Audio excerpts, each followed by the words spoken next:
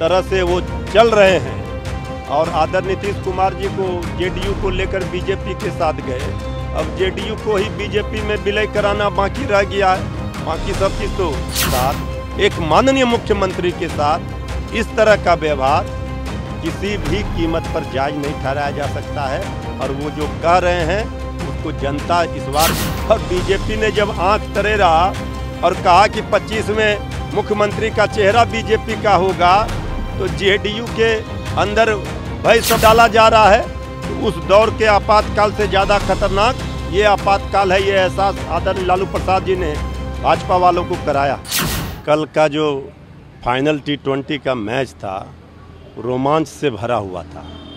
देश के 140 करोड़ जनता की निगाहें टिकी हुई थी भारतीय टीम पर, और सचमुच में टीम इंडिया ने जिस एकजुटता का परिचय दिया और जो खेल खेला ने हार के कगार पर खड़ा होकर जीत छीन ली साउथ अफ्रीका के जबड़े से। ये इसके लिए पूरे टीम इंडिया को हम बधाई देते हैं, शुभकामना देते हैं।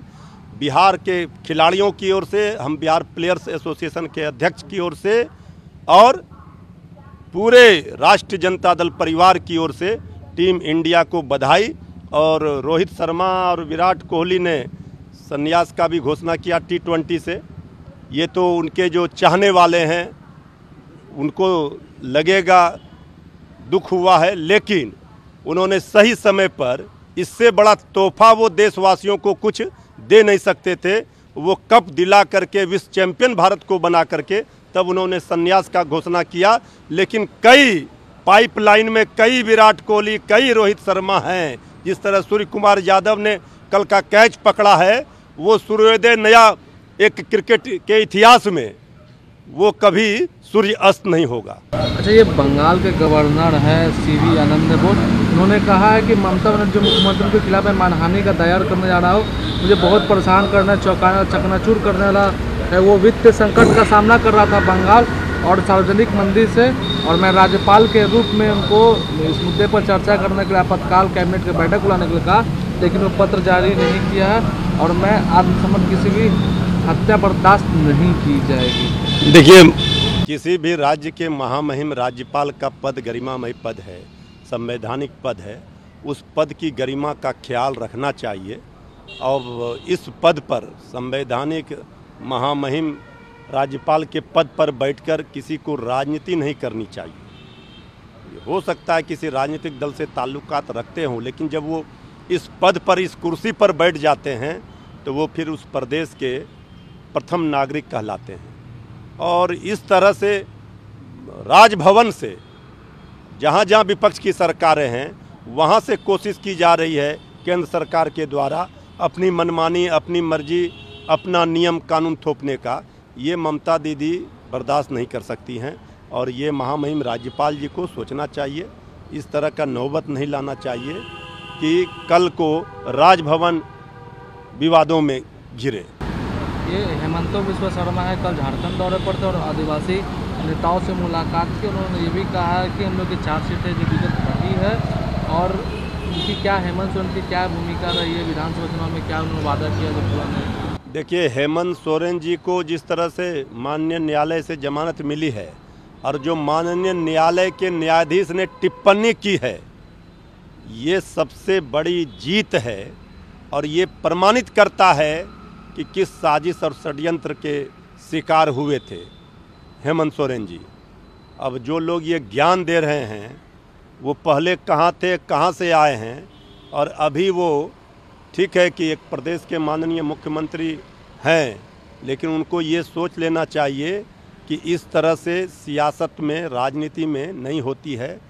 आज कोई सत्ता में रहता है, कल कोई दूसरा रहता है, लेकिन किसी भी विरोधी दल के नेताओं के साथ, एक माननीय मुख्यमंत्री के साथ इस तरह का व्यवहार किसी भी कीमत पर जायज नहीं ठहराया जा सकता है। और वो जो कह रहे हैं उसको जनता इस बार जवाब देगी, उनको असम की कुर्सी भी गंवानी पड़ेगी।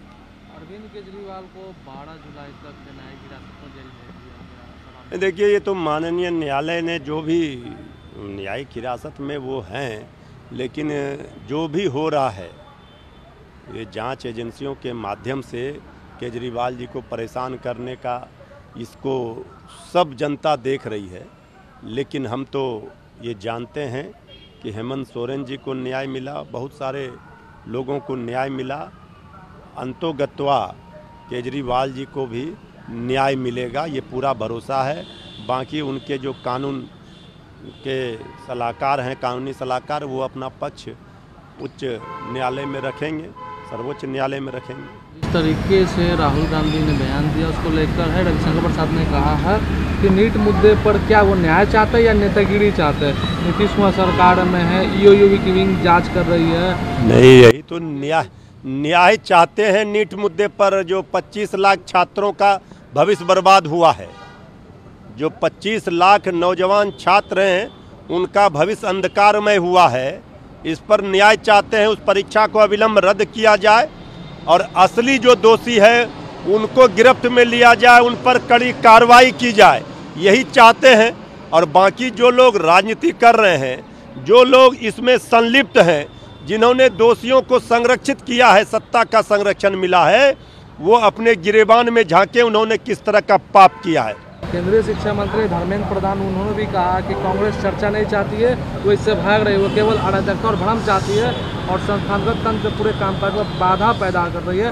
राष्ट्रपति ने भी स्वयं इसकी चर्चा की। देखिए, केंद्रीय शिक्षा मंत्री आदरणीय धर्मेंद्र प्रधान जी नीट मुद्दे पर कम से कम ना कुछ बोले तो ही अच्छा है, क्योंकि जले पर वो नमक न छिड़के छात्रों नौजवानों के।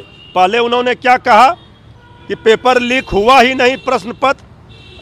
अब वो धीरे धीरे सीबीआई जांच की बात कर रहे हैं। सीबीआई क्या जांच कर रही है? पहले तो शिक्षा मंत्री जी को इस्तीफा देना चाहिए, तभी वो कोई बात करें। सीधे तौर पर जिम्मेवार है, उनकी जिम्मेवारी बनती है, उनको जिम्मेवारी जवाबदेही से भागना नहीं चाहिए और इस्तीफा देना चाहिए नैतिकता के आधार पर। जदयू की राष्ट्रीय कार्यकारिणी की बैठक थी, जदयू ने संजय झा को है वो कार्यकारी अध्यक्ष। नहीं, देखिए, जेडीयू में तो बीजेपी के साथ सेतु का काम जो कर रहे थे वो बने हैं, मजबूत स्तंभ है बीजेपी के जेडीयू में। तो आदरणीय संजय झा जी को कार्यकारिणी का अध्यक्ष बनाया गया है, तो हम उनको शुभकामना देते हैं। और जिस तरह से वो चल रहे हैं और आदरणीय नीतीश कुमार जी को जेडीयू को लेकर बीजेपी के साथ गए, अब जेडीयू को ही बीजेपी में विलय कराना बाकी रह गया है। बाकी सब चीज़ तो देख ही रहे हैं लोग। बिहार की जनता की बात नहीं हो रही है, मुद्दे की बात नहीं हो रही है। और बीजेपी ने जब आंख तरेरा और कहा कि 25 में मुख्यमंत्री का चेहरा बीजेपी का होगा, तो जेडीयू के अंदर भय समाया हुआ है और तरह तरह के प्रयोग कर रहे हैं। तेजस्वी यादव जी के दबाव में विशेष राज्य का दर्जा और आरक्षण का जो 65% है उसको 9वीं सूची में डालने की बात हो रही है। ये तो तेजस्वी यादव जी का मुद्दा था, जब सरकार में आए तो उन्होंने बढ़ाया। तो ये किससे मांग कर रहे हैं? ये सरकार में है, ये इनके भरोसे सरकार है, किंग मेकर की भूमिका में है, तो इसका फायदा जनता को कब मिलेगा ये न बताइए। इधर उधर की बात करके आंखों में धूल मत झोंकिए। लालू यादव ने ट्वीट कर आपातकाल पर कहा है और बीजेपी पर आलोचना करते हुए कहा कि 1975 में एक दाग होने के बावजूद देश पर लोकतंत्र, हमें ये नहीं भूलना चाहिए कि 2024 में विपक्ष का सम्मान कौन नहीं करे। नहीं, ठीक बात आदरणीय लालू प्रसाद जी ने कहा है कि वो आपातकाल का दौर, वो भी एक काला धब्बा था, लोगों को जेल में डाला गया था, लेकिन इस तरह का व्यवहार नहीं होता था। लेकिन आज जो स्थिति है पिछले 10 वर्षों से, उस आपातकाल से ज़्यादा खतरनाक है। आज की परिस्थितियों में जिस तरह से विपक्ष के नेताओं को साजिश और षड्यंत्र करके फंसाया जा रहा है, विपक्ष को बोलने नहीं दिया जा रहा है, लोगों की अभिव्यक्ति सदन में, लोकसभा में विपक्ष के नेता का माइक ऑफ कर दिया जा रहा है, किसी प्रदेश के माननीय मुख्यमंत्री को सीधे जेल में डाला जा रहा है, तो उस दौर के आपातकाल से ज़्यादा खतरनाक ये आपातकाल है। ये एहसास आदरणीय लालू प्रसाद जी ने भाजपा वालों को कराया।